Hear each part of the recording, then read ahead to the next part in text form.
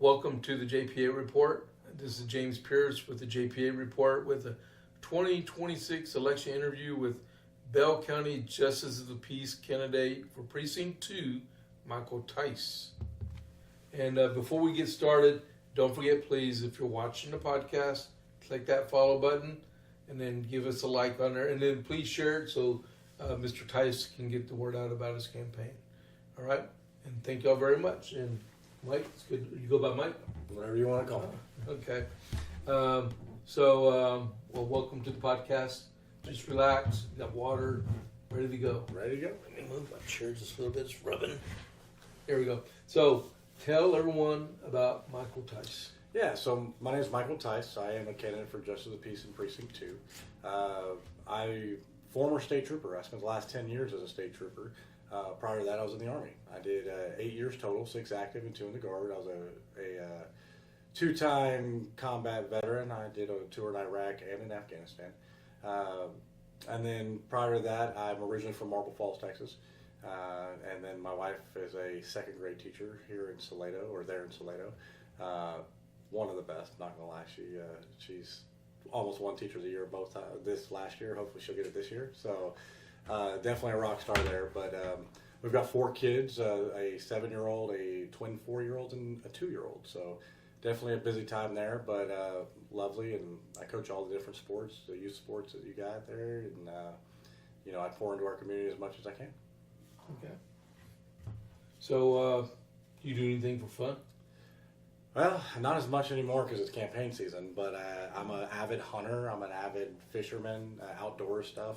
But currently I'm working on a 1966 Jeep Wagoneer and restoring that. So that's my fun time because I can still be at home and teach my son who loves to learn building and stuff. So 66 Jeep, huh? It's rare. That's cool. It's my great-grandfather's. Oh, that's even better. So what specific legal, law enforcement, or administrative experience do you have that best qualifies you to manage a high volume docket, including evictions and small claims? Yeah, so that's a great question. Well, first things first is the good news is everybody's coming in with zero training on this because they train you to be a JP. Right? That's why there's not really a bunch of requirements for it. But it's good to have some background knowledge. So I said I was 10 years as a state trooper, right? Well, that's the top law enforcement in the state. And when you have your troopers and we show up on a scene, a lot of times people will, even if it's something that has nothing to do with us, they'll defer to us and ask us questions. So we had to be trained in all matters of the law, heavy in the transportation code side, but which is where a lot of people will see JPs. So that, plus my military background, I've led soldiers in combat. I've led, having to take care of all the different equipment, millions of dollars equipment, things like that. So that helps, and having to make tough decisions, even though you don't want to do that decision, but it's what you have to do. That's really important there. And being able to listen, right? We lead soldiers, we lead people. And then on top of that, I have a small business. So I have a travel agency that I've had for 10 years now.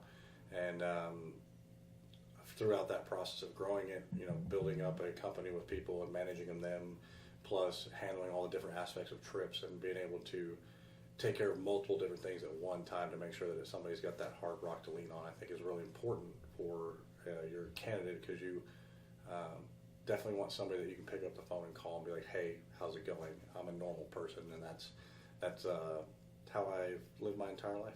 So that's very good for our candidates. Did I hear you? I heard you speak the other day, and did you say that if you receive a ticket from a DPS officer, you got to go before JP? That's correct. All of our tickets and citations from state troopers go to a JP. So I inundated Bell County Precinct 2 with a lot of tickets whenever I wrote them, because that's the JP that I admire and trust, and that's where I sent my tickets. Okay, I ain't going to ask you why I know about that, but so how do you view the role of the Justice of the Peace in serving the community, particularly for citizens navigating the court without an attorney? Yeah, so the first thing is you want to admonish them of their rights and let them know that they're allowed to have an attorney, especially when we're talking criminal side specifically. I've been there. I've been in that courtroom when we're having a trial and the judge is there, and I'm sitting on the witness stand, and it's now somebody who's a representative themselves pro se is there, and they pass the witness, they pass me over to the pro se defendant, and then instead of asking me questions like they're supposed to, they start testifying, right? And the judge has to be like, hey, this is not your turn to testify. Do you have questions for the witness, right? So they're there to, you're kind of expected to know the rules of the court, and the judge just is the guy who makes sure that you follow those rules in there. He's not there to give you legal advice, because nobody in this race or currently is a lawyer for JP. So that being said, that's that one. Now, when you go into the civil side, there's a little bit more of like an investigation done by your JP, and they're allowed to ask questions and kind of help guide both people to come to an agreement in that side. So it's really important to be able to have somebody who can listen and hear, but know that the JP office is your protection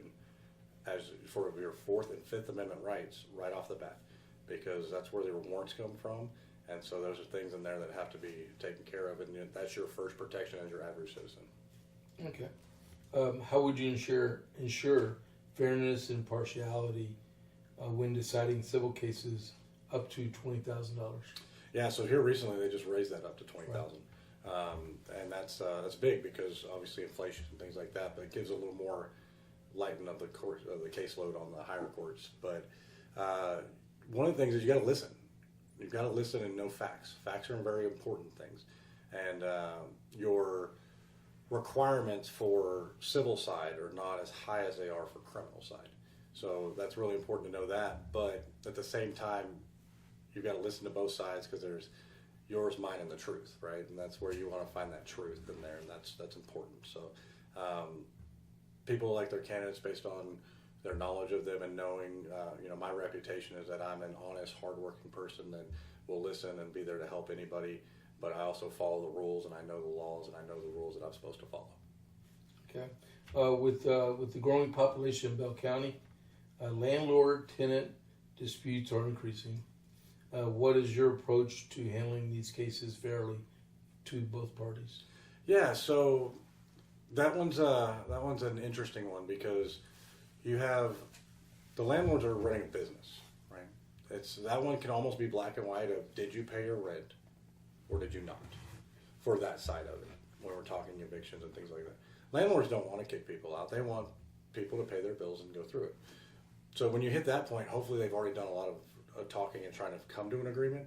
But when you come on the other side of it, of the tenant side, well, if a landlord turned off your water, your power, your gas, or your electricity, that's not okay, and that's not allowed. So that's where those things come into play, and those disputes. Now, if you're going into, we can get into the weeds on all kinds of stuff there, but if it's because of destruction or things like that, those are where you got to listen and know. It's very clear on what you can and can't do, and there's protections in there for us. Okay. So when they do an eviction case, does the constable have to be there, or does he execute it? So the constable is typically your bailiff, right? So they're in the court regardless. If you're holding court, you've got a constable or a deputy or somebody that's standing there as a bailiff. They're not going to immediately go out and rip them out of their home as soon as the judgment's made, right? There's things there's processes in place for that. Okay. So what strategies would you implement to handle school truancy cases and balancing the legal requirements with the need for student intervention? Yeah, so a lot of people don't know that we have what we call a truancy master. Prior to having a truancy master, JP2, actually, he took care of all of the things in our county there. But we do have a truancy master now, and that person handles the county-wide truancy stuff. But now that's like 7th grade and above is where you kind of, the kids are starting to be responsible for that. Before that, it's the parents, and that's a Class C misdemeanor, and that comes before the JP. One of the things is being active in my community. I know a lot of these kids. I coach these kids. I know their parents, or I may know the parents that we're having issues with those kids, or I may know some of their friends. And something as a simple conversation with them of just knowing that and having a discussion of why school's important, why you've got to go there, things like that, can alleviate a lot of that, I hope. We don't have a big problem in Precinct 2 with that, so we're very fortunate in that realm, but we are growing, and my wife being a teacher, right, I get to know when kids aren't going to school or they're missing school or things like that. And, we're big in helping helping everybody, especially kids, because that's our next generation that we're growing up. Where is JP2's courthouse? So it's across from the QT right there, and that new QT on the corner. It's right off of 35. They built a brand new annex a couple years ago, so you can't miss it. It's right there. There's QT, and then you have what we call the annex, and that's Precinct 2 right there. Okay, insulated. Insulated. Okay, Yes. all right. How do you know? How do you approach the responsibility of issuing search and arrest warrants and setting bail in criminal cases? So we'll start with the bail side. Bail is, JPs are governed by Chapter 1715 of the Code of Criminal Procedures. And they also have a responsibility not only to protect the victim, but also protect your community. So there's guidelines there, and that's important, and you got to take in consideration the rest of our constituents, the safety and things like that. And then I have a standard that I will set for myself, and try to keep that. And if something comes above or below that, when you see it in the public, you're like, oh, what's going on there? Well, there's probably some other contributing factors that you're not aware of that will be coming down later. So that way the general public will already have a good idea of why that was done. When it comes to warrants, I said earlier, your JP is your first line of defense for your Fourth and Fifth Amendment rights. And that's huge. That's important. Well, when a officer, and I've done this many, many times, comes before a judge with an affidavit requesting a warrant, well, the only thing the judge can consider is what's within the four corners of the document. And there's what we call elements of an offense. And you have to know the elements of the offense to know if probable cause exists. So when we talked earlier, I told you there was different levels of burden, right? So probable cause is that burden for a warrant. And it's important for me as the the judge, to know what those elements are, as long as the officer knows that as well, because if the elements aren't there, then there's no warrant, because we are protecting those rights. So I'm a pro-law enforcement person. I will be a pro-law enforcement person, but I know how important it is to protect those individual rights, and we have a ton of training on it. And when it comes to the civil side, there's a hotline you can call as a judge. You don't have to make a decision right there. You can take a break, go do some research. I've got a lot of JPs that I've known that I could use for guidance and phone a friend, right? But there's also a hotline available for you to use, and you can call that, and they're there for JPs to help discuss. Really? Yeah, a lot of people don't know this. Phone a friend. Phone a friend. Hey, I will be the first to admit when I don't know something. That's good. That's good. Since y'all can't, there's no requirement for y'all to be a lawyer. Correct. And that would definitely help. Man, that is really good. I didn't know that. I've spoken to a lot of JPs over the last few weeks, and JP candidates. I never knew that part. So that's one of those. It's not well spoken, but it's there for, that hotline is important because we don't know everything. We go to training, but the laws change every year. Every 2 years, session happens. Laws change, so you have continuing education, but sometimes things are happening before you can get to that continuing education. You may not know an answer to that. So you need to be able to phone a friend or do something, and that hotline is there for you to do that. Well, how much was continuing education that you have to have every year? So the full-on requirement, I'm not sure what the number is. I know police officers as well have to do it, right? Yeah. So and the TCOL requirements for police officers may be a little different than what the judges require. So I don't know the answer to that one, what it is, but I know I think it's a week-long course, because I hear it all the time of all my friends that are JPs that are, got to go to training, got to go to continuing education, and it's good, right? They're not mad about it because they learn more and they come back, and I see them constantly reading and studying up on stuff, because you have to know a lot of things to do this race. You're dealing with the livelihood of someone else on the other side of that bench. Yeah. So this is the worst part about your job, but as the JP is responsible for death inquest, how would you manage this sensitive duty in a timely and respectful manner? Yeah, so we are the county coroner. I was the person that called the JP, right? The troopers, we work those scenes. We're the ones who have those first interactions. I've done more death notifications than I ever care to do, but it's important because no matter what, as a judge, my first responsibility is to drop what I'm doing and go take care of that, because somebody's going through the worst day of their life. and it's important to have somebody, a rock to lean on, and somebody who's going to be able to guide you on what the next steps are, and be there to pray with you, and be there to, no matter what I'm doing at that time. I've seen it happen over and over again. You could be holding court, you go into a break, and you say, hey, I got to go out the door, and you go take care of that. That can wait. There's nothing else that's more important, and that includes family time. We're on call 24/7, and I've been on call 24/7 my entire adult life. Yeah. You prior military, we were on call there. Plus, as a state trooper, I was on call, and I was on call to go across the entire state.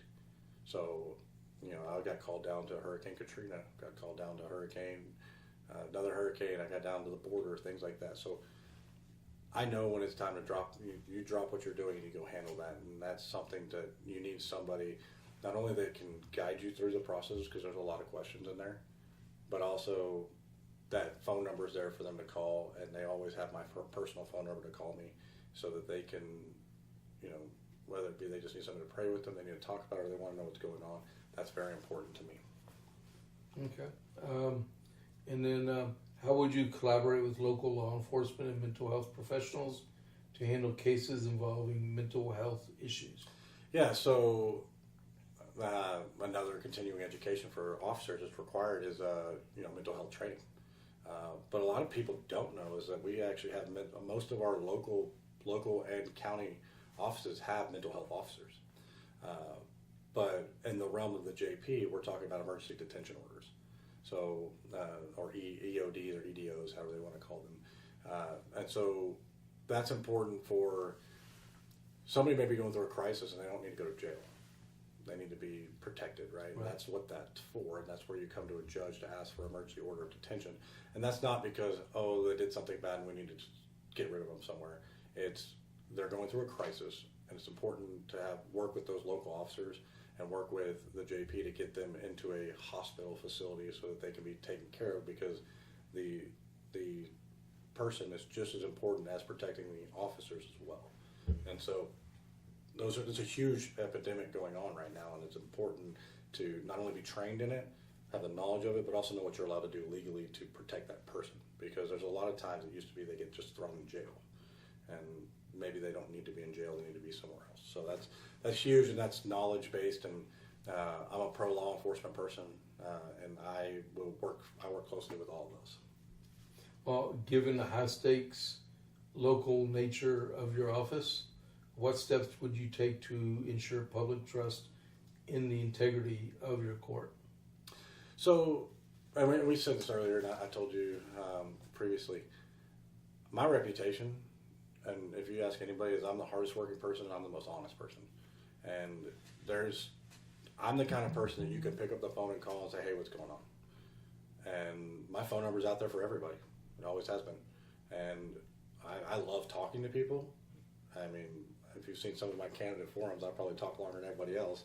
But I love meeting people, but I also love helping people. And that's huge. And so, there are certain things you're not allowed to talk about, especially active cases and things going on like that. But if that's the case and they call and ask about it, I just say, hey, unfortunately I can't talk about that right now, but any information I am allowed to provide, I will. I don't think there's been an issue with transparency in our thing, but it's huge that knowing who you're voting for and putting the right person in that office that has the trust and the character that you know before you put them in there. So. Okay. Well, will you vote for the eventual nominee? Absolutely. Yeah. We don't have a Democrat opponent against us. It's four of us in this race, and I'm a Republican. I'll be voting for the Republican ticket. Sorry about that. No, not a problem. You're a busy man. At least it was on vibrate. Hey, there you go. Because there's four of y'all in the race, so it might go to a runoff. There's no Democrat, right? There's not. If it goes to a runoff, there will be two of y'all watching, and then two of y'all still running, and you got to support someone. That's right. And can't take your ball and bat, go home. I mean, too many people do that in Republican politics, but it's important to understand you got to support someone. What's important that I think a lot of people fail to realize is a lot of times you hear, my vote's not that important. It is. Your vote is important in all elections, but it's really important in the primaries because guess what? That's where it really means more because we're selecting the candidate to go before everybody else. And I think it's about 20% of the population is voting right now. So 20% of everybody is determining our politics. So we need to increase that number tremendously. Yes. Because if you're not happy with what's going on, are you part of that 20% that's electing the people to go in to run for that office, or are you not? 20% is determining 100%. Oh, exactly. Yeah. Oh yeah. Oh yeah. So the last question I have for you is, and it's for you to freely answer. You take as long as you want to talk. Is why do you want to be a justice of the peace? Because you're not an incumbent. You're applying for this job. That's correct. Our incumbent is not running, and he is doing a phenomenal job. So when I thought about this, and I told my wife I was thinking about running for this office, I felt the Lord was calling me to do it. She told me I was crazy. But when she started looking at it and seeing what the Lord was doing for us to get us there, she was like, oh my, maybe you're right. I said, I'm telling you. So that being said, I'm a God-fearing Christian man. And why am I running for justice of the peace right now? I had it in my plans to do it when I retired from DPS. You can't be a DPS officer and run for an office, right? But I realized that I've served my entire life, from the military to the state troopers, and I've served our nation, I served our state. Now is my opportunity to bring that focus down to the local precinct and be able to impact people more long-term than just a typical traffic stop or a roadside where I can help people out. That may be a one-time encounter, which is important, but I can long-term effect help people in our precinct where I'm raising my family, where I'm going to church, where I'm playing sports and doing things like that. That impact that I can have, and I can do it for years. I don't have any aspiration of going anywhere else. It is make this office here and be here until I finally hang it up to go spend the rest of my life out with my wife after my kids are long gone, having their own families. Okay. Well, that's the interview. Well, thank you very much for coming on out and let us talk to you, and good luck on your race. All right. Let me sign off on here and don't go nowhere. Okay. Yeah. Thank you for having me. You're welcome. You're welcome. So thank you all very much for tuning in to the podcast with Mr. Tice here. If you are watching, please click the follow button so you can follow the JP8 report, and then also click that like button and share. All right. So this is James Pierce with the JP8 report. I'll catch you on the flip side. I'm out.